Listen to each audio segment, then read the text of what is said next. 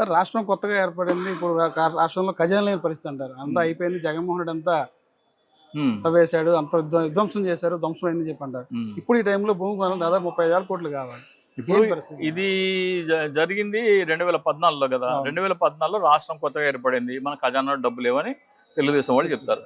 మన రాష్ట్రం ఏర్పడిన తర్వాత మొట్టమొదటి సంవత్సరం బడ్జెట్ 1,11,000 కోట్లు, రెండో సంవత్సరం 1,13,000 కోట్లు.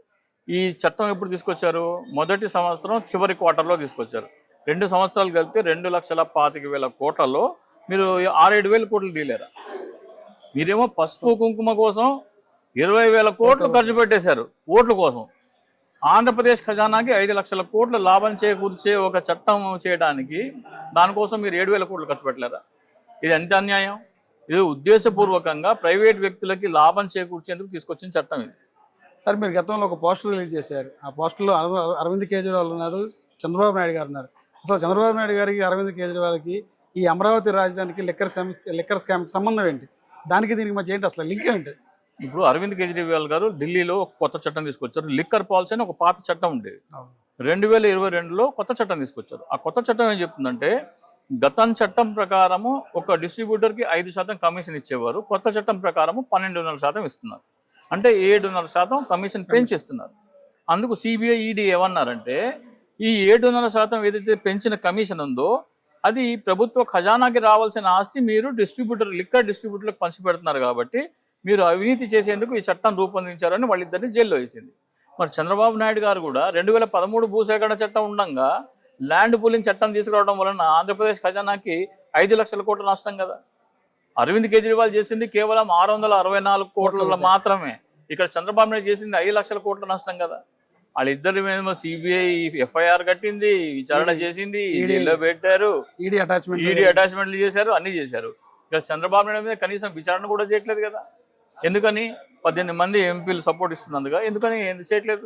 కేంద్రంలో ఒకలే ఉన్నారు కదా 3 పార్టీలు. ఇప్పుడు కేంద్రంలో ఉంటే మరి మీరు మాకు 18 మంది ఎంపీల సపోర్ట్ ఇవ్వండి, అమరావతిలో 5 లక్షల కోట్లు దోచుకోమని ఫ్రీ హ్యాండ్ ఇచ్చారా మోడీ గారు? మోడీ గారు ఏమన్నారో వినిపిస్తాను ఆగండి మీకు.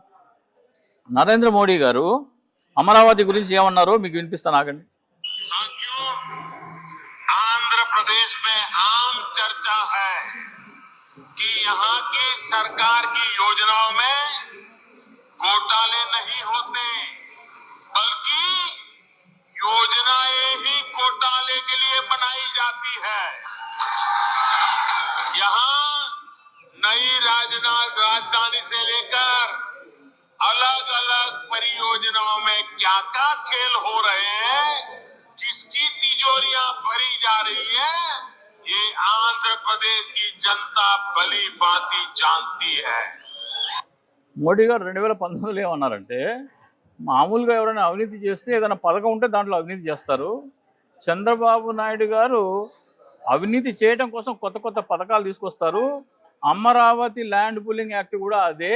ఈ అమరావతి ల్యాండ్ పూలింగ్ యాక్ట్ అడ్డం పెట్టుకొని వాళ్ళు ఎంతెంత సొమ్ములు దోచుకుంటున్నారో ప్రజలందరికీ తెలుసు అన్నారు. అంటే స్వయానా ప్రధాన నరేంద్ర మోడీకి ఇది ఒక పెద్ద స్కామ్ అని తెలుసు. మరి ఈడీ, సిబిఐ విచారణ ఎందుకు వేయట్లేదు?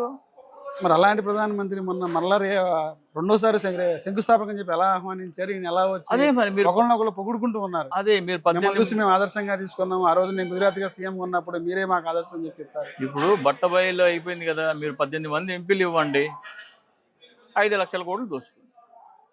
ఇదే మరి ఆంధ్రప్రదేశ్ ప్రజలు నష్టపోవాలా? ఏం చెయ్యాలి? ఆంధ్రప్రదేశ్ ప్రజలు 5 లక్షల కోట్లు నష్టపోవాలా? ఈ 5 లక్షల కోట్లు ఎలా కాపాడుకోవాలి అంటే, మేము ప్రజలందరికీ ఒక విజ్ఞప్తి చేస్తున్నాము.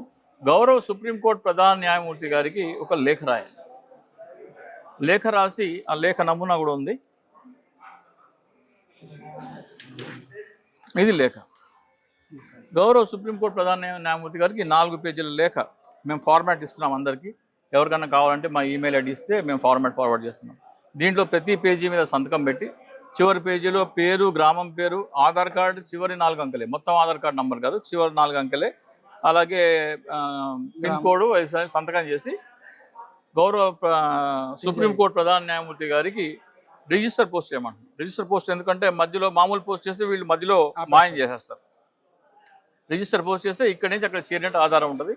ఒక కవర్లో మీరు 5 నుంచి 10 లెటర్స్ పెట్టి ఒక రిజిస్టర్ పోస్ట్లో పంపించచ్చు. సో అది ఒక కార్యాచరణ మేము చేపడుతున్నాము. ఎవరికైనా సరే ఈ ఫార్మాట్ కావాలంటే మా ఈమెయిల్ ఐడికి మీరు పంపిస్తే రిక్వెస్ట్ చేస్తే మేము ఫార్మాట్ పీడిఎఫ్ మీకు ఫార్వర్డ్ చేస్తాము. అట్లాగే ఏ అడ్రస్కి అది పంపించాలో అది కూడా పంపిస్తాము. సో మా ఈమెయిల్ ఐడి వచ్చేసేసి DICSOOCHI@gmail.com. కొంచెం దయచేసి అది కింద డిస్ప్లే కూడా చేయించండి. సార్ ఒకసారి రైతులతో ఒప్పందం చేసుకున్న తర్వాత దాన్ని రద్దు చేసుకుంటాకే చట్టం రైట్స్ అని చెప్పి హైకోర్టు చెప్పింది. ఇప్పుడు 2G స్పెక్ట్రమ్ కేసు ఒక మన్మోహన్ సింగ్ గారు ఉండగా ఒక స్పెక్ట్రమ్ కేసు. సో అప్పుడు 2G అది టెలికాం ఆపరేటర్లకి మధ్య ప్రభుత్వానికి మధ్యలో ఒక ఒప్పందం అయిపోయింది. ఒప్పందం అయిపోయిన తర్వాత సుబ్రహ్మణ్య స్వామి సుప్రీంకోర్టులో కేసు ఇచ్చారు. ఏంటంటే వీళ్ళందరూ కుమ్మక్కయ్యి ప్రభుత్వ ఖజానాన్ని కొడలగొట్టేందుకు తక్కువగా పాడుకున్నారు అని కేసేస్తే సుప్రీంకోర్టు ఆ టెండర్లన్నీ ఆ ఒప్పందాలన్నీ రద్దు చేసి కొత్తగా టెండర్లు పిలవమని చెప్పింది. సో అప్పుడు 5 ఎక్కువ ఆదాయం వచ్చింది. సో ఇది కూడా సేమ్ ఒక ఒప్పందమే. అంటే ప్రభుత్వ ఖజానాకి నష్టం చేసే ఒప్పందం సుప్రీంకోర్టు ఒప్పుకోదు. అలాగే 5 లక్షల కోట్ల మంది ప్రజలు 5 కోట్ల మంది ప్రజలు మీరు లేఖలు రాశారనుకోండి, మాకు ఈ చట్టం ఇష్టం లేదు, మేము కదా లబ్ధిదారులు, వీళ్ళు ఎలా లాభపడతారు అని అందరూ లేఖలు రాశారనుకోండి, ఖచ్చితంగా సుప్రీంకోర్టు సిబిఐ ఎంక్వైరీకి ఆదేశిస్తారు. ఇంకోటి మనకి ఈ న్యాయస్థానం దేవస్థానం అని ఒక యాత్ర చేస్తే ప్రజలందరూ వాళ్ళ మీద పూల జల్లులు ఆలింగనాలు చేసుకున్నారు. ఈ అంశం కనుక అంటే ఈ ల్యాండ్ పూలింగ్ చట్టం అనేది ప్రతి పౌరుడిని దోచి 29,000 మందికి కట్టబెట్టే చట్టం అని తెలిస్తే ఆ రోజున పూల వర్షం కాదు, చెప్పుల వర్షం పడేది.